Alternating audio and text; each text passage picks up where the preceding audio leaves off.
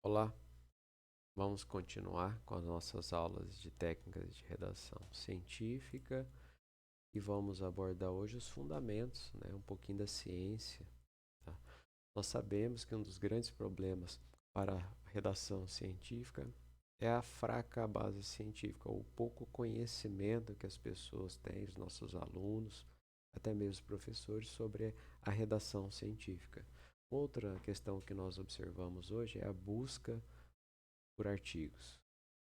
Hoje a busca é muito fácil do que era antigamente. Hoje nós passamos para a seleção de artigos, tá? Devido à grande quantidade e à facilidade que a internet nos permitiu.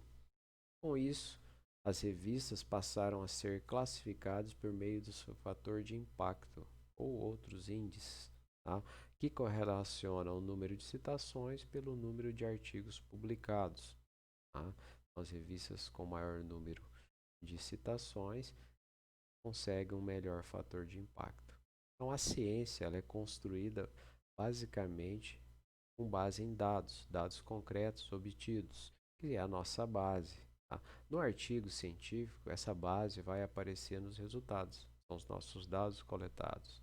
Devemos sempre utilizar a linguagem impessoal para fazer a descrição dos nossos resultados.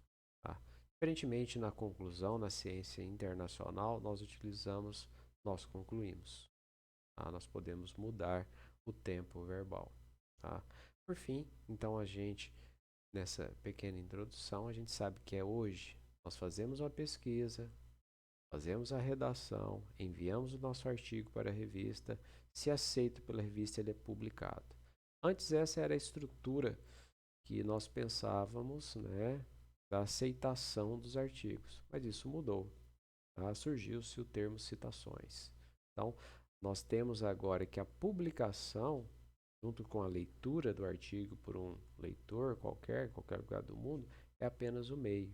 O fim hoje é a aceitação por esse leitor e com a consequente citação do artigo, para entrar nas estatísticas do fator de impacto e também o índice H, que nós vamos ver depois. Então, no contexto da construção do artigo, nós temos a introdução, material e métodos, resultados e a discussão. Tá? O item conclusões ele pode aparecer ou não. Nas revistas internacionais, normalmente ele não aparece, porque as conclusões devem estar dentro da discussão. Então, na introdução, nós temos o contexto da justificativa, da criação de ideias, é aonde deve aparecer a nossa novidade. Tá? Material e métodos, como foi obtido essa base, como os dados foram obtidos. Os resultados vão apresentar esses dados, é a nossa base. Como é que eles podem apresentar por meio de tabelas, figuras, gráficos, esquemas, a melhor forma lógica de apresentação deles, respeitando suas características. E a discussão a gente vai argumentar os resultados com os dados da literatura e construir as conclusões. Então, nós dividimos aqui o artigo em duas partes principais, a parte da novidade, onde eu vou demonstrar na introdução, depois eu vou justificar e demonstrar como que essa novidade foi obtida, tá? E sustentá-la perante a comunidade. Então, o que as revistas buscam disso tudo? Elas buscam as ideias inovadoras, a novidade. Tá? Então, normalmente, os primeiros pesquisadores que fazem essa novidade têm a facilidade de publicação nas revistas de alto impacto. Essa novidade deve estar muito clara na conclusão, deve estar bem evidenciada, tá? Deve conter o contexto de novidade, deve ser importante para os pesquisadores da sua área, deve ser importante para a comunidade de maneira geral. Então, o artigo, ainda na introdução, nós vimos que é o contexto de criação e tudo que tiver aqui tem que levar para o objetivo. Uma boa introdução, o leitor adivinha seu objetivo. Tá? Façam esse teste, escrevam a introdução do seu objetivo, façam a leitura e vejam se é possível identificar o objetivo. O material e métodos é o teste, ele valida o resultado. Tá? Então, muito cuidado ao escrever o material e métodos, por causa que ele tem que permitir a repetibilidade. Tá? Cuidado com a metodologia, cuidado com as técnicas que serão utilizadas, as variáveis que vão ser coletadas e analisadas. Então, os resultados e discussão vão validar as conclusões, mas o material e métodos valida esses resultados. Se não for bem executado, o resultado pode ser contestado. Então, nós teremos na introdução o desenvolvimento das variáveis teóricas. No material e métodos, nós teremos as variáveis operacionais, serão aquelas que nós vamos coletar os dados, além das variáveis independentes e dependentes. Independentes podem ser os nossos tratamentos e dependentes as variáveis que vão sofrer o efeito desses tratamentos. É muito comum, né, na nossa área a questão de independentes e dependentes. Os resultados vão aparecer as variáveis operacionais, que são aquelas que nós coletamos a campos. As teóricas são inferidas a partir das variáveis operacionais.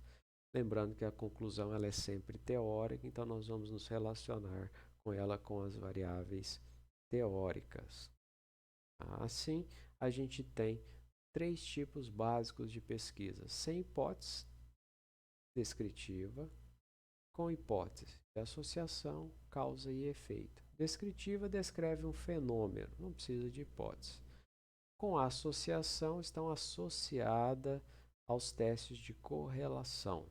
E causa e efeito, variável independente e variável dependente, né? É muito comum na nossa área esses trabalhos de causa e efeito, onde eu tenho um tratamento, vou coletar inúmeras variáveis para ver o efeito desses tratamentos em algum sujeito.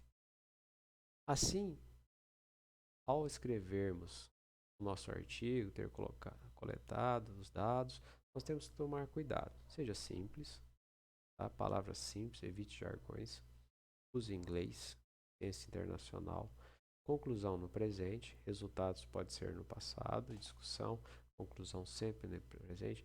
Cuidados com os autores, já discutimos isso em outro vídeo. Tá? Quem efetivamente participou do seu trabalho? Coletar dados, emprestar equipamentos, fazer estatística não são garantias de ser autor do trabalho. Utilize a voz ativa, sujeito, ação. Use a afirmação ao invés de negação.